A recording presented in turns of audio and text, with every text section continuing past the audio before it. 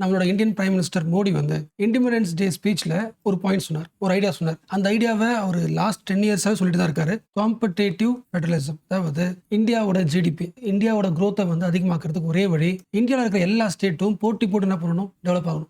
Central government வந்து ஒட்டுமொத்த இந்தியாவுக்கும் ஒரு பிளான் கொடுத்து அதை இம்ப்ளிமெண்ட் பண்ண சொல்றாங்க, அது ஓகே. பட் நீங்க என்ன பண்ணணும்னா ஒவ்வொரு ஸ்டேட்டுமே அந்த ஸ்டேட்டோட சிஎம் வச்சுக்கலாம், இல்லை அந்த ஸ்டேட்டோட மினிஸ்டர் வச்சுக்கலாம். எந்தெந்த கண்ட்ரீஸ்க்குலாம் போக முடியுமோ எல்லா கண்ட்ரீஸ்க்கும் போயிட்டு அங்க இருக்கிற எல்லா கம்பெனிஸையும் உங்க ஸ்டேட்டுக்குள்ள வந்து இன்வெஸ்ட் பண்றதுக்கு அட்ராக்ட் பண்ணுங்க. ஸோ அது வழியா நிறைய கம்பெனிஸ், நிறைய இண்டஸ்ட்ரீஸ், நிறைய மேனுஃபேக்சர் செக்டர்ஸ் உங்க ஸ்டேட்டுக்குள்ள வரும். உங்க ஊர்ல எம்ப்ளாய்மெண்ட் அதிகமாகும், அப்ப சம்பளம் அதிகமாகும், growth அதிகமாகும். உங்க ஸ்டேட்டை பார்த்துட்டு பக்கத்து ஸ்டேட் என்ன பண்ணுவாங்க, அதே மாதிரி ஐடியா பண்ணுவாங்க. ஸோ ஒவ்வொருத்தரும் போட்டி போட்டு உங்க ஸ்டேட்டோட டெவலப்பை ட்ரை பண்ணுங்க. ஸோ ஃபெடரலிசம் காம்படேட்டிவா மறைச்சுன்னா இந்தியோட growth-க்கு யூஸ்ஃபுல் அப்படின்ற ஐடியாவை லாஸ்ட் 10 இயர்ஸாக சொல்லிட்டு இருக்காரு. அண்ட் அகைன் இண்டிபெண்டன்ஸ் டே ஸ்பீச்ல சொல்லியிருக்காரு. ஸோ அந்த ஐடியாவில இருந்து இன்ஸ்பயர் ஆன ஆர்டிகல் தான் அது. ஸோ அந்த காம்படேட்டிவ் ஃபெடரலிசம் இந்தியாவுக்கு ஒர்க் அவுட் ஆகுமா, இல்லை மற்ற கண்ட்ரி இந்த மாதிரி ஐடியா ஃபாலோ பண்ணதா இல்லையா, அதை அனலைஸ் பண்ணி வந்த ஆர்டிகல். சில முக்கியமான விஷயங்களை இந்த ஆர்டிகல் எடுத்துக்க முடியும். ஆக்சுவலாக இந்த வார்த்தை இருக்குல்ல, இந்த டேர்முக்கு இன்னொரு டேர்ம் சொல்ல முடியும், டீசென்ட்ரலைஸ்டு growth சொல்ல முடியுமா. அதாவது வழக்கமாக ஒரு கண்ட்ரிக்கு சென்ட்ரல் கவர்மெண்ட் ஒரு growth பிளான் சொல்லும், அது centralised growth. But prime minister சொல்றது ஒவ்வொரு ஸ்டேட்டுமே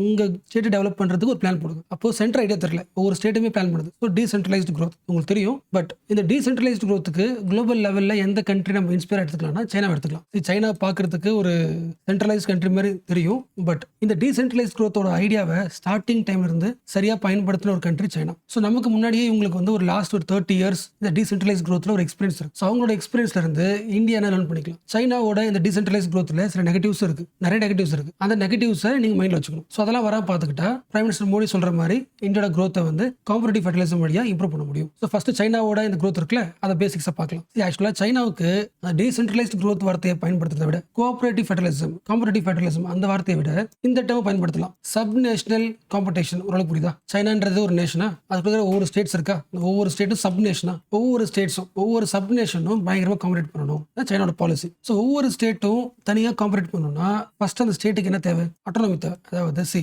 எல்லா ஸ்டேட்டுக்குமே சென்ட்ரல் கவர்மெண்ட் காசு கொடுக்குமா, ஃபண்டு கொடுக்குமா, அந்த ஃபண்டை எதுக்கு பயன்படுத்தணும், எந்த பாலிசிக்கு பயன்படுத்தணும் அப்படின்ற முடிவை அந்த ஸ்டேட்டை எடுத்தால் மட்டும்தான் அந்த காம்படிஷன் வேற லெவல் இருக்கும். ஃபார் எக்ஸாம்பிள் இப்போ சைனாவில் வந்து ஒரு அமௌண்ட் செலவாக வச்சுக்கலாம். சைனா ஒரு 1 இயருக்கு இன்வெஸ்ட் பண்ணுது இல்லை ஸ்பெண்ட் பண்ணுதுன்னா அந்த ஸ்பெண்டிங்ல 50% ஸ்பெண்டிங் வந்து எப்படி பண்ணணும் அப்படின்ற முடிவு வந்து ஸ்டேட்ஸ் தான் எடுக்கிறாங்க. புரியுச்சா. லோக்கல் கவர்மெண்ட் தான் மோஸ்ட் ஆஃப் தி ஸ்பெண்டிங், பாதிக்கு பாதி காசு, பாதிக்கு பாதி கவர்மெண்ட் எக்ஸ்பெண்டிச்சர் எந்த செலவு பண்ணணும் அப்படின்றத முடிவு பண்றது லோக்கல் கவர்மெண்ட். பட் இந்தியாவில் பார்த்தீங்கன்னா 3% தான். ஸோ 51% எங்க இருக்கு, 3% எங்க இருக்கு. ஸோ வெறும் 3% ஆஃப் ஸ்பெண்டிங்கை மட்டும் எந்த செக்டர்ல இன்வெஸ்ட் பண்ணலாம், எதுக்கு இன்வெஸ்ட் பண்ணலாம்ன்ற ஐடியா தான் ஸ்டேட்ஸ் எடுக்கிறாங்க இந்தியாவில். ஸோ ஃபினான்ஷியல் அட்டானமி வந்து இந்தியா ரொம்ப கம்மியாக இருக்கிற டைம்ல எப்படி வந்து காம்படேட்டிவ் ஃபெடரலிசம் உருவாக்க முடியும். ஃபர்ஸ்ட் நெகட்டிவ் லைன் படிங்களா. In India where city level, local level governments account for less than 3% of the total government spending. A staggering 51% of the government spending in China happens at sub-provincial level. So comparison பயங்கரமா இருக்குல்ல. So இந்த ஒரு விஷயம் தான், இந்த local லெவலில் பாதிக்கு பாதி காசை வந்து அவங்களே முடிவு பண்ணி எதுக்கு செலவு பண்றாங்கன்றத ஃபிக்ஸ் பண்ணதுனால தான் சைனாவுடைய எக்கனாமிக் மிராக்கிள் நடந்துச்சு. அதாவது டாப் பவர்ஃபுல் கண்ட்ரில இருந்துச்சுல, அதுக்கு மெயின் ரீசன் இது ஒன்று. பட் இதே பாயிண்ட்டை இன்னும் கொஞ்சம் மைனூட்டா பார்த்தீங்கன்னா இந்த ஃபினான்ஷியல் இண்டிபெண்டன்ஸ் வந்து சைனாவில் இந்த டோட்டல் ஸ்பெண்டிங்ல 50% அதையும் முடிவு பண்ணியிருந்தாலும் அந்த பவரை வந்து சென்ட்ரல் கவர்மெண்ட், அதாவது சைனாவோட சென்ட்ரல் கவர்மெண்ட் இருக்குல்ல, அது எப்போ வேணா தூக்கிட முடியும். பட் இந்தியாவில் ஜஸ்ட் 3% இந்த லோக்கல் கவர்மெண்ட் ஸ்பெண்ட் பண்ணாலும் அது வந்து கான்ஸ்டியூஷனலி பவர். அந்த 3% நம்ம சென்ட்ரல் கவர்மெண்ட் எப்போ நினைச்சாலும் தூக்க முடியாது. ஸோ அமௌண்ட் கம்மி தான், பட் இண்டிபெண்டன்ஸ் எப்போதுமே இருக்கும். ஸோ இந்த ஆங்கிள் பார்த்தோன்னா எது ட்ரூ ஃபெடரல் சிஸ்டம்னா இந்தியா தான். கம்மி காசு தான். இந்த வருஷத்துல இந்தியன் கவர்மெண்ட் ஒரு 100 ரூபாய் சொல்லப்படுதுன்னா ஸ்டேட்ஸ் வெறும் 3 ரூபாய் தான் அது பிளான் பண்ணுது, மிச்சம் 97 rupees சென்ட்ரல் கவர்மெண்ட் பிளான் சொல்லுது, அதை நம்ம என்ன பண்றோம், எக்ஸிக்யூட் பண்றோம். பட் எப்படி இருந்தாலும் அந்த 3 ரூபாய் இருக்குல்ல, அது எப்பொழுதுமே ஸ்டேட்டோட பவர். அந்த 3% எப்பொழுதுமே சென்ட்ரல் கவர்மெண்ட் எடுத்துட முடியாது. ஸோ ட்ரூ ஃபெடரல் சிஸ்டம் இந்தியாவில் இருக்கு compared with China. Even 51% state வந்து முடிவு பண்ணியிருந்தாலும் சைனாவில் அந்த பவரை எப்போ வேணா சைனா தூக்கிட முடியும். அதுக்கு ஒரு பெஸ்ட் எக்ஸாம்பிள் 1990s சைனா. 1990sல சைனாவில் இருக்கிற ஒவ்வொரு லோக்கல் கவர்மெண்ட்டும் ஃபாரின் இன்வெஸ்ட்மெண்ட்டை அட்ராக்ட் பண்றதுக்கு நிறைய செலவு பண்ணுச்சு. அதாவது தன்னோட ஸ்டேட்டுக்குள்ள எக்கனாமி இம்ப்ரூவ் பண்றதுக்கு ஸ்பெண்டிங் அதிகமாக பண்ணுச்சு. யூஸ்வலா பண்ற ஸ்பெண்டிங்கை விட ஒவ்வொரு லோக்கல் கவர்மெண்ட்டும் ஸ்பெண்டிங் அதிகம் பண்ணதை பார்த்து ஜியோபிங் அப்புறம் பிரசிடென்ட் என்ன பண்ணாருன்னா, இல்ல இதுக்கப்புறம் நம்ம வந்து இவ்வளவு ஃப்ரீயா விட்டா எக்ஸ்பெண்டிச்சர் ரொம்ப பண்ணி மேபி எக்கானமி லாஸ் ஆகிடும். ஸோ இந்த பவர் என்ன பண்ணும், குறைக்கணும்னு சொல்லிட்டு அப்போ இருக்கிற பிரசிடென்ட் வந்து லோக்கல் கவர்மெண்ட்டோட அந்த ஸ்பெண்டிங் பவரை குறைச்சாங்க. பட் இந்த மாதிரி இந்தியாவில் பண்ண முடியாது. ஏன்னா அது வந்து constitutionally backed power for states. And இன்னொரு முக்கியமான பாயிண்ட், ஏன் வழக்கமானதை விட இந்த டைம்ல எக்ஸ்பெண்டிச்சர் அதிகமாச்சுன்னா, ஆஸ் யூஷுவல் போட்டி அதிகமாக அந்த ஸ்டேட்டை விட பக்கத்தில் இருக்கிற லோக்கல் கவர்மெண்ட்டை விட நம்ம அதிகமாக என்ன பண்ணுவோம், அட்ராக்ட் பண்ணணும் சொல்லி செலவு பண்ணிட்டு இருந்தான். ஸோ பாயிண்ட் என்னன்னா, ஓவர் காம்படிஷனும் நெகட்டிவ் உருவாகிறது வாய்ப்பு இருக்கு. என்ன நெகட்டிவ்னா, ஃபார் எக்ஸாம்பிள் இது ஒரு ஸ்டேட், இது ஒரு ஸ்டேட். இந்த ஸ்டேட்டை விட இந்த ஸ்டேட்டுக்காரங்க வந்து அதிகம் டெவலப் பண்ண ஆசைப்படுறாங்கன்னா இவங்க மோஸ்ட் என்ன பண்ணுவாங்க, உங்க ஸ்டேட்ல ஸ்கூல் ஹாஸ்பிட்டல் கட்டுவாங்களா இல்ல பிரைவேட் கம்பெனி உள்ள ஆட் பண்ணுவாங்களா? ஸ்கூல் ஹாஸ்பிட்டல் கட்டுறது வழியாக ப்ராஃபிட் வராது, டாக்ஸ்லாம் வராது. அது லாங் டேர்ம் இன்வெஸ்ட்மெண்ட். மோஸ்ட்லி என்ன பண்ணுவாங்கன்னா எல்லா எக்ஸ்பெண்டிச்சரும் இண்டஸ்ட்ரி கட்டுறதுக்கு, பிரைவேட் காரனை உள்ள வர வைக்கிறதுக்கு, ஃபேக்டரி கட்டுறதுக்கு, இண்டஸ்ட்ரி ஃபெசிலிட்டி சொல்லிட்டு மோஸ்ட் ஆஃப் தி செலவு வந்து இதுக்கே பண்ணுவாங்க. ஸோ ஓவர் காம்படிஷன் வந்து மேபி ஃபுல் எக்கனாமிக் கான்சென்ட்ரேஷன்ல இருக்கிறதுனால சோஷியல் செக்டர் ஸ்பெண்டிங் குறைய வாய்ப்பு இருக்கு. அதோட முக்கியமானது, இந்த over competition leads to over capacity. இதுதான் சைனாவோட இப்ப இருக்கிற எக்கனாமிக்கல் நெகட்டிவ். ஒவ்வொரு ஸ்டேட்டும் போட்டி போட்டு எவ்வளவு பொருளை உற்பத்தி பண்ண முடியுமோ ப்ரொடியூஸ் பண்ணிட்டே இருக்கு. அது ப்ரொடியூஸ் பண்ண எல்லா குட்ஸ் என்ன பண்ணுது, ஒவ்வொரு ஸ்டேட்டும் எக்ஸ்போர்ட் பண்ணிட்டே இருக்கு. பட் ஒரு ரெண்டு வரும்ல, இதுக்கு மேல மற்ற கண்ட்ரில இந்த பொருளை வாங்குறதுக்கான ஸ்பேஸ் இருக்காதுல்ல. ஸோ ஸ்டார்டிங் டைம்ல ஓவர் காம்படிஷன்ல, ஓவர் ப்ரொடக்ஷன்ல மற்ற கண்ட்ரிக்கு தேவையான எல்லா பொருளையும் எக்ஸ்போர்ட் பண்ணி நிறைய லாபம் சம்பாதிச்ச சைனாக்கு வந்து ஒரு டைம்ல டவுன் சைட் ஆச்சு. அதாவது எவ்வளவு டிமாண்ட் இருக்கு தன் கண்ட்ரிக்குள்ள, வெளிநாட்டுல எவ்வளவு டிமாண்ட் இருக்கு அப்படின்னு பார்க்காம அதிகமாக ப்ரொடக்ஷன் பண்ணதுனால அது ப்ரொடியூஸ் பண்ண மோஸ்ட் ஆஃப் தி குட்ஸ் வந்து விற்காம அப்படியே கடந்தது. ஸோ பாசிட்டிவா பார்த்தா ஒவ்வொரு ஸ்டேட்டும், எக்ஸாம்பிள் சொல்றேன், ஒவ்வொரு ஸ்டேட்டும் போட்டி போட்டு ஸ்டீலை ப்ரொடியூஸ் பண்ணுச்சு. ஸோ சைனா வந்து நிறைய ஸ்டீலை இம்போர்ட் பண்ண காலத்துல இருந்து உலகம் முழுக்க ஸ்டீல் எக்ஸ்போர்ட்ல ஒரு பெரிய கண்ட்ரியா மாறினது இந்த காம்படேட்டிவ் ஃபெடரலிசம் தான், சப் நேஷனல் காம்படிஷன் தான். பட் நெகட்டிவ் என்னன்னா, ஒரு லெவலுக்கு மேல இந்த ஸ்டீல் எக்ஸ்போர்ட் பண்ண முடியல. எல்லாரும் முடிஞ்ச அளவுக்கு வாங்கிட்டாங்க. இப்போ குளோபல் லெவலையும் டிமாண்ட் இல்லை, உள்நாட்டு டிமாண்ட் இல்லை. இப்போ இது வரைக்கும் ப்ரொடியூஸ் பண்ண எல்லா ஸ்டீலுமே யாரும் வாங்க முடியாம தேங்கி அப்படியே கிடக்குது. இதுதான் ஓவர் கெப்பாசிட்டி இல்ல ஓவர் ப்ரொடக்ஷனோட நெகட்டிவ். ஸோ ஆல்ரெடி ப்ரொடியூஸ் பண்ண குட்ஸ் அப்படியே தேங்கி கிடக்குதுன்னா இதுக்கப்புறம் அந்த கம்பெனிஸ் வந்து ப்ரொடியூஸ் பண்ணுமா? அந்த குட்ஸ் எல்லாமே தீர்ற வரைக்கும் ப்ரொடியூஸ் பண்ண தேவையில்ல. அப்போ இந்த வருஷம் என்ன பண்ண தேவையில்ல, எதுவும் ப்ரொடியூஸ் பண்ணவே தேவையில்லை. அது ப்ரொடியூஸே பண்ண தேவையில்லைன்னா இந்த வருஷம் யாருக்குன்னு என்ன கிடையாது, ஜாப் கிடையாதுல்ல. ஸோ அன்எம்ப்ளாய்மெண்ட் அதிகமாகிடுச்சு. மீனிங் புரிஞ்சா, வருஷம் நீங்க ப்ரொடியூஸ் பண்ணி மற்ற கண்ட்ரிக்கு அனுப்பிட்டே இருக்கீங்கன்னா பிரச்சனை கிடையாது. பட் லாஸ்ட் இயர் நீங்க என்ன ப்ரொடியூஸ் பண்ணீங்களோ அது இன்னும் விற்காம அப்படியே கிடக்குது. அப்போ அதை விற்காம இந்த வருஷம் என்ன பண்ண முடியாது, உங்களால ப்ரொடியூஸ் பண்ண முடியாதுல்ல. ஏன்னா லாபம் வரல, அந்த காசு வந்தால் தான் ப்ரொடியூஸ் பண்ண முடியும். ஸோ ஓவர் கெப்பாசிட்டி அப்படியே பொருள் அப்படியே இருக்கிறதுனால இந்த வருஷம் எதுவும் எக்ஸ்ட்ரா ப்ரொடியூஸ் பண்ணாதனால வேலைக்கு ஆள் வச்சவங்க சும்மா தான் இருப்பாங்க. அப்போ அவங்க என்ன பண்றாங்க, வெளியே அனுப்பிடுறாங்க. அன்எம்ப்ளாய்மெண்ட் அதிகமாகுது. இதெல்லாம் இப்போ 2014 ஒரு ரிப்போர்ட் வருது, national development and reform commission. 2009 இருந்து 2013 என்னென்ன இன்வெஸ்ட்மெண்ட், என்னென்ன ப்ரொடக்ஷன் சேனல்ல உருவாச்சோ அதுல 50% வந்து இன்எஃபெக்டிவ், அதாவது பாதிக்கு பாதி பொருள் வந்து விற்கப்படவில்லை. ஸோ $6.9 trillion அளவுக்கான வேல்யூ வந்து அப்படி தேங்கி இருக்கு. ஸ்டாகர்ட் ப்ரொடியூஸ் பண்ணியும் யாரும் வாங்கல. இது யாரோட நெகட்டிவ்? மேபி சைனான்ற சென்ட்ரல் கவர்மெண்ட்டே பிளான் பண்ணி ஒரு ஸ்கெட்ச் புக் கொடுத்துருந்துச்சுன்னா இது நடந்திருக்காதுல்ல. அப்படி யாரும் யோசிக்கிறா? China government யோசிக்குது. எல்லா ஸ்டேட்ஸ்க்குமே ஃபுல் பவர் கொடுத்ததுனால தான் என்ன பண்றாங்க, ஃபியூச்சர்ல இந்த மாதிரி ஒரு கிரைசிஸ் வரும்னு யோசிக்க முடியல. ஸோ லோக்கல் கவர்மெண்டோட அந்த எக்கனாமிக்கல் பவர் இருக்குல்ல, அதை கண்ட்ரோல் பண்ணலாம். ஜி ஜின்பிங் பிரசிடென்ட் என்ன பண்றாரு, அகைன் எக்கனாமியை சென்ட்ரல் பவர் கொண்டு வராரு. 2014 இதை சரி பண்றதுக்கு இன்னொரு ஐடியா, ஒவ்வொரு ஸ்டேட்டும் ஒவ்வொரு இன்வெஸ்ட் பண்றீங்களே, அப்படி தேவையில்லை, ஒரே இன்வெஸ்ட்மெண்ட் பண்ணலாம், ஒரே ஃபோக்கஸ்டு பண்ணலாம். செமிகண்டக்டர் இண்டஸ்ட்ரியில முடிஞ்ச அளவுக்கு என்ன பண்ணலாம், ஃபோக்கஸ் பண்ண ஒரு ஐடியா கொண்டு வராங்க. இந்த எக்ஸாம்பிள் தேவையில்லை. பாயிண்ட் என்னன்னா, டீசென்ட்ரலைஸ்டா இருந்தது ஒரு நெகட்டிவ் இருக்கு, அந்த நெகட்டிவை இந்தியா பண்ணிக்கணும், லேர்ன் பண்ணிக்கணும். பட் ஆல்சோ அந்த நெகட்டிவ்னால சென்ட்ரலைஸ்டா மாத்துறதும் குட் ரிசல்ட் கிடையாது. ஏன்னா இந்த இன்வெஸ்ட்மெண்ட்டுமே பயங்கரமான லாஸ் தான் சொல்றாங்க அந்த ஆர்டிகல கொடுத்த பாயிண்ட். ஏன் லாஸ்? சைனாவோட எல்லா பாலிசியுமே மற்ற கண்ட்ரி டிபெண்ட் பண்ணிருக்கு, எக்ஸ்போர்ட் ஓரியன்டட் growth. அப்ப என்ன பண்றாங்கன்னா அதை மாத்துறாங்க, டொமஸ்டிக் டிமாண்ட் அதிகமாக்கலாம். அதாவது நான் ப்ரொடியூஸ் பண்ற எல்லா குட்ஸுமே நம்ம கண்ட்ரியில் இருக்கிற மக்களே வாங்குற மாதிரியான சிச்சுவேஷன் உருவாக்கும். பட் அது வந்து இன்னும் அந்த அளவுக்கு எஃபெக்டிவா இல்லைன்னு சொல்றாங்க. ஸோ இது வரைக்கும் என்னென்ன பாயிண்ட்ஸ்லாம் பேசணுமோ அந்த பாயிண்ட் சம்மரைஸ் பண்ணலாம். ஃபர்ஸ்ட் சொல்லியாச்சுல, இந்த ஃபினான்ஷியல் இண்டிபெண்டன்ஸ் வந்து சைனால அதிகமாக இருக்குன்னு பார்த்தோமா. அடுத்த பாயிண்ட், ஈவன் 51% ஸ்பெண்டிங் சைனா இருந்தாலும் China extreme decentralisation does not make it a federal country. என்ன அர்த்தம்? அந்த 51% பவரை கூட எடுத்துட முடியும் அந்த பாயிண்ட்.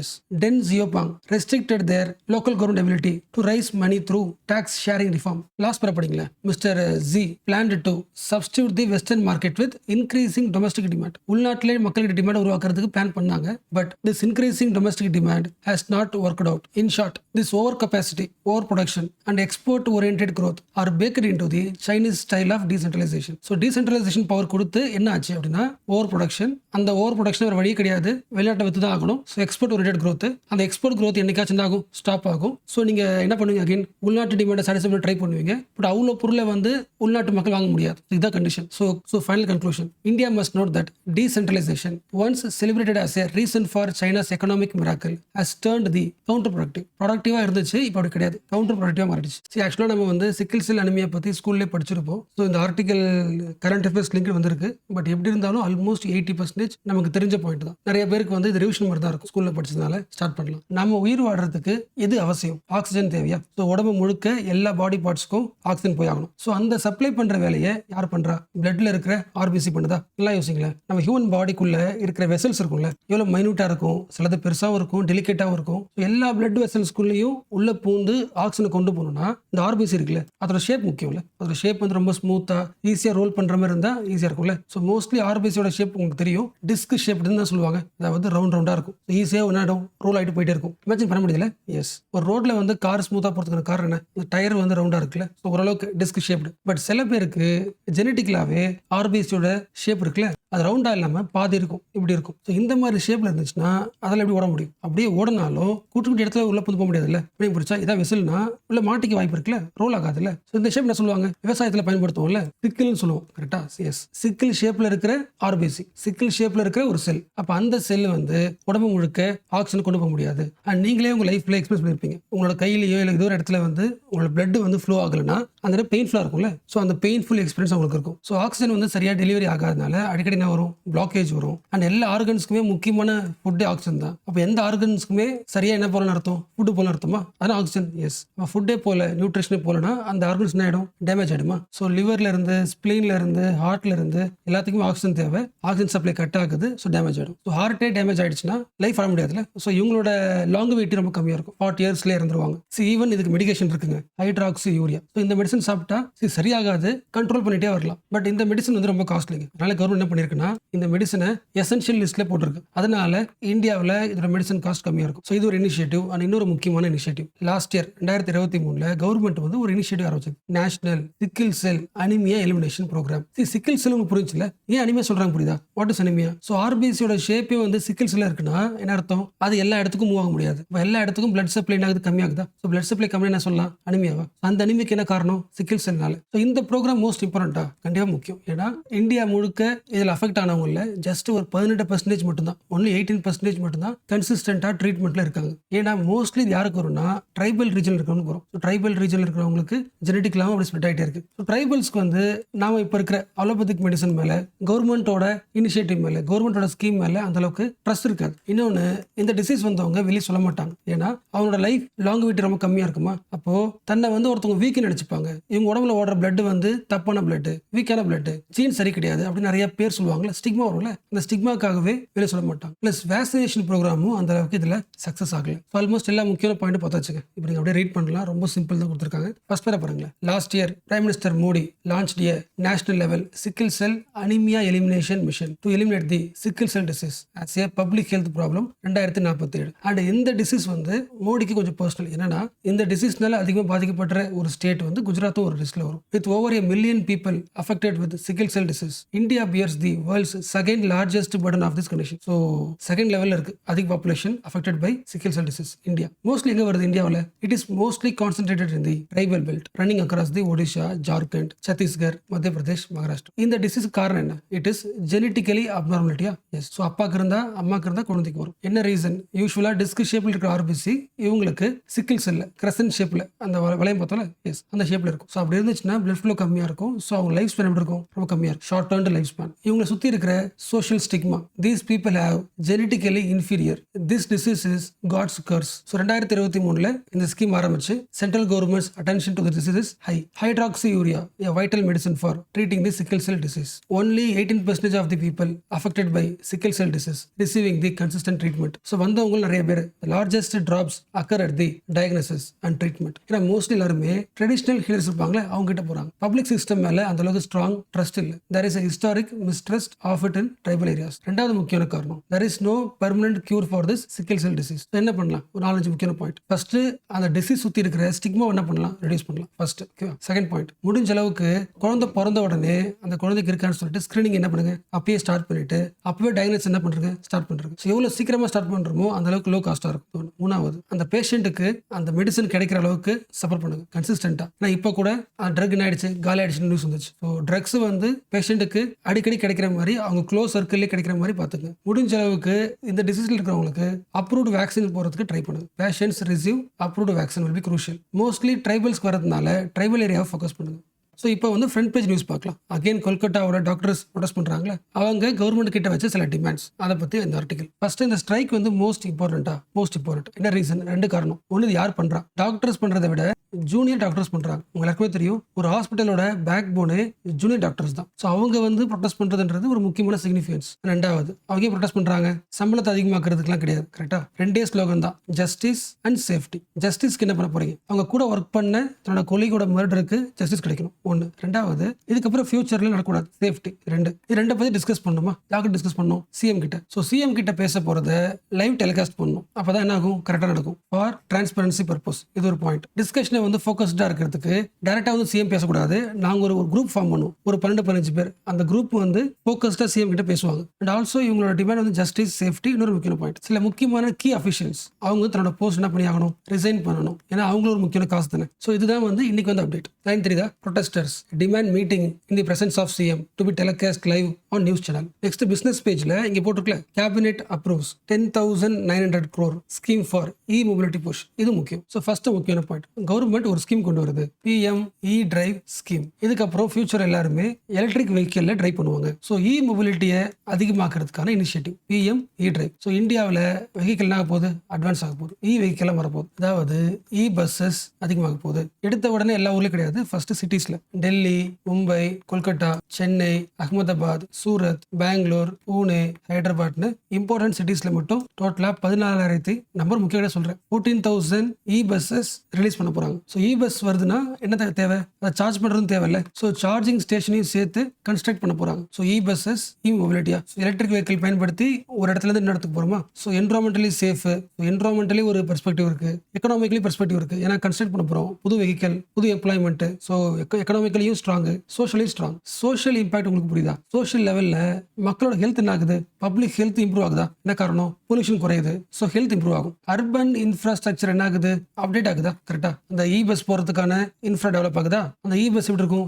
மோஸ்ட்லி பெட்ரோல்ல ஓடுறதை விட, டீசல்ல ஓடுறதை விட, அந்த பஸ்ஸை விட வெஹிக்கிள்ஸ் எப்படி இருக்கும்? சீப்பா தான் இருக்கும். ஸோ ஆல்மோஸ்ட் எல்லாரும் என்ன பண்ண முடியும்? அந்த வண்டிக்குள்ள அக்சஸ் பண்ண முடியும். ஸோ நியூ இனிஷியேட்டிவ்னால இது வரைக்கும் இல்லாதவங்க கூட இந்த பஸ்ஸை யூஸ் பண்ண ஆசைப்படுவாங்க. ஸோ பப்ளிக் டிரான்ஸ்போர்ட் சிஸ்டம் வந்து இன்னும் கொஞ்சம் அதிகமாகுமா? அது வழியா சோஷியல் மொபிலிட்டி பேட்டர்ன் மாறுதா? இது வரைக்கும் கார் யூஸ் பண்ணுவாங்க, பைக்ல போனவங்க இன்னும் கொஞ்சம் அவங்களோட way of behaviour in urban சிட்டினாகும் மாறுமா? ஸோ பஸ்ல டிராவல் பண்ண ஆரம்பிப்பாங்க, சோஷியல் இன்ட்ராக்ஷன் வேற மாதிரி மாறும். பட் இது எல்லாமே இங்க அர்பன் தான், அர்பன் மட்டும்தான். ஸோ சிட்டியை மட்டும் தான் டார்கெட் பண்றதுனால மேபி டெம்பரரிலி அந்த மற்ற இடத்துக்கு வராத வரைக்கும் அந்த அர்பனுக்கு ரூரல் டிவைட் ஆகும், கொஞ்சம் பெருசா இருக்குமா? எஸ். அண்ட் லாஸ்ட் எனக்கு தெரிஞ்ச வேண்டிய நியூஸ் இங்க போட்டிருக்கல, ரைட் சைடு பாருங்க, cabinet approves health cover for all aged 70 and above. உங்க எல்லாருக்குமே ஏபி PM JAY ஸ்கீம் தெரியும், கரெக்டா? ஆயுஷ்மான் பாரத் பிரதான் மந்திரி ஜன் ஆரோக்கிய யோஜனா. ஃபர்ஸ்ட் இந்த ஸ்கீமை 2018 லான்ச் பண்ணாங்க. ஆல்மோஸ்ட் எல்லாருக்குமே தெரிஞ்சதுதான். ஒரு மெயின் எய்ம் என்ன? ஒரு ஃபேமிலிக்கு insurance, secondary care, tertiary care, அந்த ஹாஸ்பிட்டலுக்கு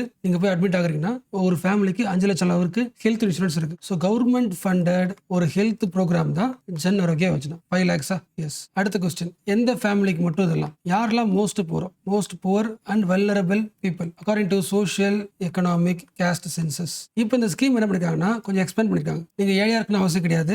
யாருக்கெல்லாம் வயசு 70 இருக்கும், 70 and 70 above, அதாவது சீனியர் சிட்டிசன்ஸ், எல்லா சீனியர் சிட்டிசன்ஸ்க்கும் இந்த ஹெல்த் இன்சூரன்ஸ் அப்ளை ஆகும். ஸோ போறாக்குன்னு அவசியம் கிடையாது. ஸோ 70 வயசுக்கு மேல உங்களுக்கு ஹாஸ்பிட்டல் போற பிரச்சனை இருக்கு, ஹாஸ்பிட்டல் அட்மிட் ஆகணும், சர்ஜரி பண்ணணும்னா இந்த 5 lakhs இருக்குல்ல, இதை யூஸ் பண்ணிக்கலாம். ஸோ இந்த ஸ்கீம் வந்து இப்போ இந்த நியூ அப்டேட்னால இந்தியாவோட ஏஜிங் பாப்புலேஷன் என்ன பண்ணுது? அட்ரஸ் பண்ணுது. ஏஜிங் பாப்புலேஷனை பத்தி நீங்க எக்ஸாம் எழுத போறீங்கன்னா இந்த ஸ்கீமோட அப்டேட் எழுதுங்க.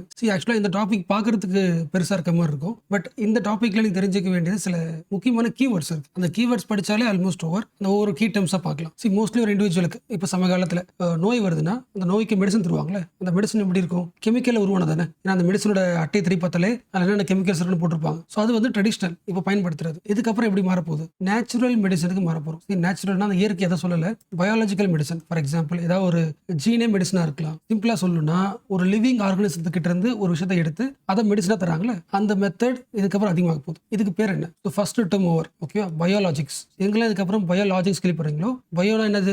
Living organisms. அந்த லிவிங் ஆர்கனிசத்துலேருந்து மெடிசன் உருவாக்க போகிறோம். பயோலாஜிக்ஸ். ஓகேவா? It is a types of medicine, method of medicine. ஓகேவா? அப்போ அதுக்கு என்ன பண்ணணும்? ரிசர்ச் பண்ணணும்ல. அப்போ அதுக்கு ஒரு லேப் வேணும். அந்த இடத்துல ஒரு புது வகையான ஒரு வேக்சினையோ புது வகையான மெடிசன் கண்டுபிடிக்கிறதுக்கு ஒரு ரிசர்ச் சென்டர் தேவையில்ல. பயாலஜி சம்பந்தப்பட்ட ரிசர்ச் சென்டரா? அதுக்கு பேர் பயோ ஃபவுண்டரி. மீனிங் புரிஞ்சா?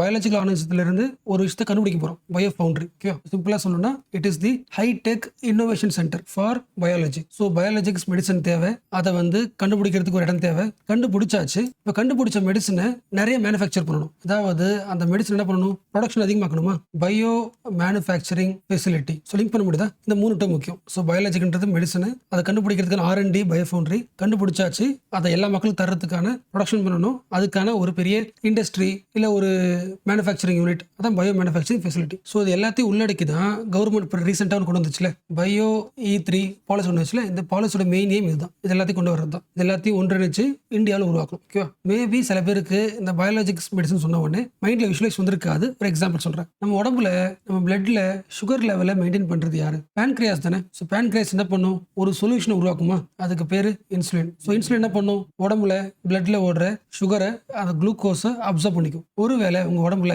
உங்க பேன்கிரியாஸ் இன்சுலினை ப்ரொடியூஸ் பண்ண மாட்டேங்குது, அப்படின்னு அர்த்தம் உங்க உடம்புல பேன்கிரியாஸ்ல இன்சுலினை ப்ரொடியூஸ் பண்ற மாதிரி ஒரு ஜீன் இல்லை. கரெக்டா? உங்க உடம்பு ஒரு ஃபங்க்ஷன் பண்ணுதுன்னா அந்த ஃபங்க்ஷனுங்க ட்ரிகர் பண்றதுக்கு உங்க பாடியில ஜீன்ல ஒன்று இருக்கும். கரெக்டா? அப்போ இன்சுலின் ப்ரொடியூஸ் பண்ண முடியலன்னா அதை ப்ரொடியூஸ் பண்ற மாதிரி ஒரு ஜீன் உடம்புல இல்லை. ஸோ உங்க உடம்புல அந்த இன்சுலினை ப்ரொடியூஸ் பண்றதுக்கு ஒரு கெமிக்கல், ஒரு மாத்திரை கொடுத்தா அது வழக்கமான மெத்தட். பட் இப்போ நம்ம என்ன பண்றோம்? ஒரு நார்மல் ஹியூமனோட டிஎன்ஏல இருந்து எந்த ஜீன் இன்சுலின் ப்ரொடியூஸ் பண்ணதோ அதை எடுத்துக்கிறோம். ஒன்னு எடுத்துக்கிறோம். அதை எடுத்து ஈகோலி பாக்டீரியா இருக்குல்ல, அதுக்குள்ள இன்ஃபியூஸ் பண்ணிடுறோம். ஸோ இந்த இன்ஃபியூஸ் பண்ண பாக்டீரியாவை ஒரு பெரிய கண்டெய்னர்ல உள்ள போடும். அந்த பாக்டீரியாவுக்கு நியூட்ரியன்ஸ் கொடுத்து ஃபுட்டு கொடுத்து மல்டிப்ளை பண்ண வைப்போம். ஸோ நிறைய ஈகோலி பாக்டீரியா மல்டிப்ளை ஆகும். இந்த எல்லா ஈகோலி பாக்டீரியாக்குள்ளேயும் என்ன உருவாகும்? இன்சுலின் சுரக்கும். என்ன காரணம்? அதுக்கான ஜீனை உள்ள ஆட் பண்ணியாச்சு. அடுத்து என்ன பண்ணலாம்? ஒரு ஆள் இந்த எல்லா பாக்டீரியாவும் எடுத்து அந்த பாக்டீரியா ஃபில்டர் பண்ணுவார். ஃபில்டர் பண்ணி அந்த ஒவ்வொரு பாக்டீரியாக்குள்ள இருக்கிற இன்சுலின் இருக்குல்ல, அதை எக்ஸ்ட்ராக்ட் பண்ணி தனியாக எடுத்துருவாங்க. ஸோ ஃபில்டரிங், பியூரிஃபிகேஷன், அதாவது பாக்டீரியாவை தனியாக எடுத்துருவாங்க. அதுக்குள்ள இருக்கிற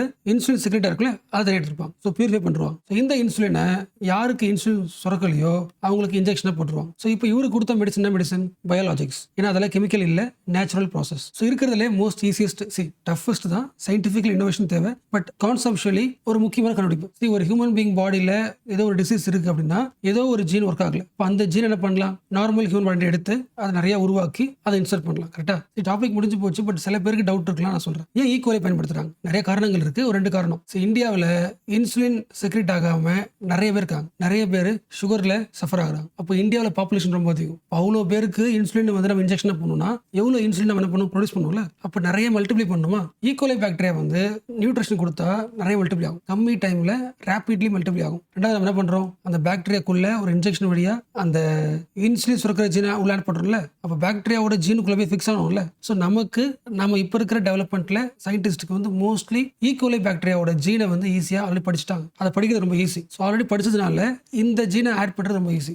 புரிச்சா? மற்ற பாக்டீரியாவோட ஜீனை மேனிபுலேட் பண்றதை விட ஈகோலி பாக்டீரியாவோட ஜீனை மேனிபுலேட் பண்றது ரொம்ப easy and also cost effective. அதனால யூஸ் பண்றோம். ஸோ இந்த மாதிரி பயோடெக்னாலஜில, பயாலஜிக்ஸ்ல ஒரு அப்டேட் பார்க்க போறோம். ஹியூமன் பீயிங்ஸை மெடிகேஷன் தரோம்ல, அந்த மெடிகேஷன்ல ஒரு பயங்கரமான ஒரு அப்டேஷன் வரப்போகுது. இது வரைக்கும் உங்களுக்கு ஒரு நோய்னா என்ன பண்ணுவாங்க? மெடிசன் கொடுப்பாங்களா? இந்த மெடிசன்ல இருந்து நமக்கு 2 பாயிண்ட் தெரியும். ஒன்னு, அந்த நோய் யாருக்கெல்லாம் வருதோ எல்லாருக்கும் காமனா அந்த மெடிசன் தருவாங்களா? இது ஃபர்ஸ்ட் பாயிண்ட். ரெண்டாவது, அந்த மெடிசன் உங்களுக்கு தரதுக்கு முன்னாடி செக் பண்ணுவாங்களா? ட்ரையல் பார்ப்பாங்களா? மோஸ்ட்லி மவுஸ் தானே பயன்படுத்துவாங்க. ஸோ எலிக்கு கொடுத்து செக் பண்ணி பார்த்துட்டு அப்புறம் ஹியூமன் பீயிங்ஸ் தருவாங்க. ஸோ இதுல ஒரு பிரேக் த்ரூ. இதுக்கப்புறம் ஒவ்வொரு பேஷண்ட்டுக்கும் டிசீஸ் காமனா இருக்கலாம், பட் அவங்களுக்கு என்ன மாதிரி மெடிசன் இருந்தால் ஒர்க் அவுட் ஆகும்? மெடிசனை கஸ்டமைஸ் பண்ணிக்கலாம். எப்படி? ஃபார் எக்ஸாம்பிள், இவங்களுக்கு லங்ல ப்ராப்ளம் வச்சுக்கலாம். ஸோ இவங்க கிட்ட இருந்து அவங்க லங்ல இருந்து ஒரு செல் எடுத்துக்கணும். இந்த செல்லை எடுத்து ஒரு மெட்டீரியல் ஃபிக்ஸ் பண்ணலாம். லேப்ல பார்ப்போம்ல, ஒரு கண்ணாடி கிளாஸ்ல ஒன்று வச்சிருப்பாங்களே, அந்த மாதிரி இல்லாம இது ஹியூமன் பீயிங்கோட செல். அப்போ இன்னும் கொஞ்சம் சாஃப்டா இருக்கணும். ஸோ சிலிகான் இருக்குல்ல, ஸோ சிலிகானால உருவான ஒரு சிப் மாதிரி, ஒரு சிப் ஷேப்ல ஒரு சிலிகான் மெட்டீரியல் ஃபிளெக்சிபிள் ஆகிறதுல அதை யூஸ் பண்ணி அதில் லங் செல்லை வச்சிடறோம். ஆனால் உங்களுக்கு தெரியும், ஒரு ஹியூமனோட செல்லு வாழணும்னா என்ன தேவை? ஆக்சிஜன் தேவை, பிளட் சப்ளை தேவையா? அப்போ இந்த செல்லுக்குள்ள அந்த பிளட் சப்ளை உள்ள போயிட்டு வர்றதுக்கு, ஆக்சிஜன் உள்ள போயிட்டு வரதுக்கான என்ன பண்ணுவோம்? ஒரு பிளட் வெஸ்ல நாமளே உருவாக்கும். குட்டி குட்டியா ஒரு மைனட் மாதிரி உருவாக்கும். அப்புறம் என்ன பண்ணுவோம்? நாமளே பிளட்டை அதுக்குள்ள டிரான்ஸ்ஃபியூஸ் பண்ணுவோம். உள்ள பிளட் போயிட்டு வரும், அதை அப்சர்வ் பண்ணும். என்ன ஆகுது? குரோ ஆகுமா? ஸோ இது இந்த ஹியூமன் பீயிங்கோட லங் மாடல். ஒரு பெரிய லங் இருக்குல்ல, அந்த லங்கோட சிம்பிள் மாடல் இது. ஸோ லங்குன்றது ஒரு ஆர்கனு அண்ட் ஆல்சோ இது ஒரு ஆர்கன். ஓகேவா, அங்க ஆர்கன் என்ன ஒர்க் பண்ணுச்சோ அதே ஒர்க் இங்கே பண்ணும். So organ on chip technology. So ஒரு சிப்பில் ஒரு ஆர்கன் என்ன பண்ணியாச்சு, ஃபிக்ஸ் பண்ணியாச்சு. ஸோ இவருக்கு வந்து இந்த லங் சரி பண்றதுக்கு என்ன மெடிசன் தரணுமோ அது ஒர்க் அவுட் ஆகுமா இல்லையான்னு சொல்லிட்டு இந்த சிப்ல இருக்குல்ல, இந்த சிப்ல இருக்கிற அந்த செல்லுக்கு அந்த மெடிசன் கொடுத்தா அது என்ன ரியாக்ட் ஆகுது கண்டுபிடிச்சா அதுக்கேற்ற மாதிரி இவருக்கு என்ன பண்ணலாம், ட்ரீட்மெண்ட்டை கஸ்டமைஸ் பண்ணலாம். ஸோ இவருக்கு பர்சனலா அவர் உடம்புக்கு என்ன மெடிசன் தேவைன்றது கண்டுபிடிச்சாச்சு. ரெண்டாவது, இந்த மவுஸை பயன்படுத்தணும்ல, கரெக்டா, மவுஸ்ன்றது அதுக்குன்னு ஒரு உயிர் இருக்கு, கரெக்டா. ஸோ உயிரில் ஒரு பொருளை துன்புறுத்தி அன்எத்திக்கலா அதை பயன்படுத்தணும்ல, அதுவும் குறைஞ்சிரும். அடுத்த 10 வருஷத்துல ஒரு பயங்கரமான மார்க்கெட்,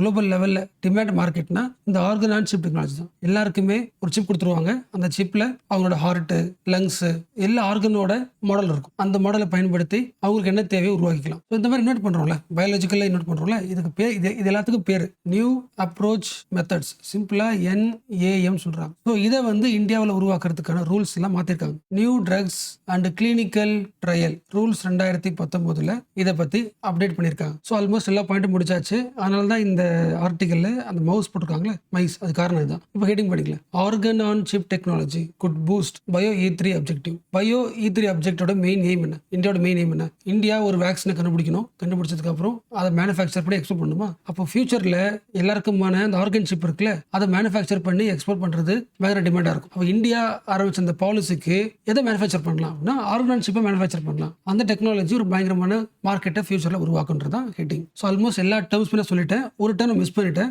பட் அது காமன். அது இங்கே போட்டு பாருங்க. பயோ ஃபவுண்டரிஸ் பார்த்தாச்சா, பயோ மேனுஃபேக்சரிங் ஃபெசிலிட்டி பார்த்தாச்சா. ரெண்டாவது, பயோ ஒரு மெடிசன் கண்டுபிடிக்கணும். அந்த மெடிசன் கண்டுபிடிக்கிறதுக்கு அந்த சயின்டிஸ்ட் நிறைய படிக்கணும்ல, ஒரு 100 ஆர்டிகல்ஸ் படிக்கணும். அந்த 100 ஆர்டிகல்ஸ் படிச்சு அவர் மைண்ட் ஒன்று யோசிக்கும். அப்போ 100 ஆர்டிகல் படிக்கிறதுக்கு ஒரு டைம் ஆகும்ல. அது கம்ப்யூட்டர் கொடுத்தா, ஏஐ கொடுத்தா என்ன பண்ணும், சீக்கிரமா ஃபாஸ்டா ப்ராசஸ் பண்ணி ஆன்சர் சொல்லிடும்ல. பயாலஜிக்கல் மெடிசனை உருவாக்குறதுக்கான இந்த ரீடிங் ப்ராசஸ், இன்ட்ரோடக்ஷன் ப்ராசஸ்க்கு ஏஐ பயன்படுத்தணும். அதுக்கு ஒரு சென்டர் உருவாக்குனா bio AI. Okay, so what is the advantage of organ on chip technology? It offers a potential solution by providing a more accurate and efficient platform for testing the drugs without involving the animals or humans in the preclinical testing. Humans test பண்ணுவாங்கல்ல, அதெல்லாம் தேவையில்லை. சிப்ல கொடுத்தாலே தெரிஞ்சிடும். And organ on chip அப்படின்னு அர்த்தம். It is a small device designed to recreate the dynamic function of some human organ in a micro-controlled environment. So ஒரு செல்லை மட்டும் எடுத்து அந்த சிப்புக்குள்ள, அந்த என்வரான்மெண்ட்டுக்குள்ள ஒரு ஆர்கன் என்ன பண்ணுமோ அந்த வேலை பண்ற மாதிரி ஒரு டெக்னாலஜி. அடுத்து பாருங்களேன், India also took a step in this direction by amending the new drugs and clinical trials rules 2019 to permit the use of human organ on chips and other NAMs for evaluating the new drug.